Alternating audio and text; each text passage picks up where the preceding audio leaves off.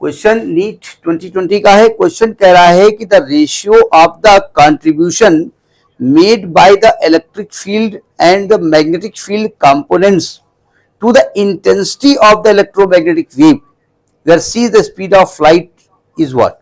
एक मिनट देखिए, जैसे अभी हमने बताया कि भाई E naught upon B naught is equal to c होता है, तो E naught is to B naught is equal to c is to 1 हो जाएगा।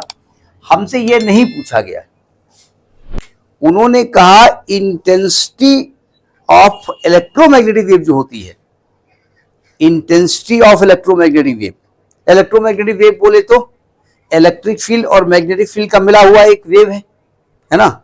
तो उसमें इलेक्ट्रिक फील्ड और मैग्नेटिक फील्ड का कंट्रीब्यूशन कितना है, जरा समझिएगा। इंटेंसिटी होती क्या है, energy per unit area. Wave theory में इंटेंसिटी क्या होती है, एनर्जी पर यूनिट एरिया।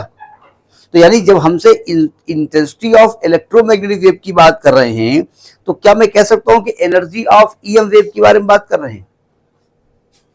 और आपको बताया गया था कि एनर्जी डेंसिटी हमने ड्यू टू इलेक्ट्रिक फील्ड और ड्यू टू मैग्नेटिक फील्ड दोनों सेम निकाली थी ना। ने एक टॉपिक दिया था, उसमें इलेक्ट्रिक फील्ड जो एनर्जी थी, energy of magnetic field as well as energy of electric field same थी ना। तो इसका मतलब इनका जो रेशियो होगा, अब चाहे इंटेंसिटी ले लो electric field up to intensity of magnetic field, दोनों सेम होंगी, ठीक है। तो इंटेंसिटी का जो रेशियो होगा वो 1:1 होगा। समझ में आई बात नहीं आई। ये तो peak value of electric and magnetic field की बात कर रहे हैं, वो कंफ्यूजन हो गया। मतलब यहां पर आपसे कह रहे हैं कि इंटेंसिटी की बात कर रहे हैं, इंटेंसिटी का मतलब एनर्जी होती है। तो इलेक्ट्रोमैग्नेटिक वेव की एनर्जी जो है उसमें इलेक्ट्रिक फील्ड और मैग्नेटिक फील्ड का कंट्रीब्यूशन कितना है।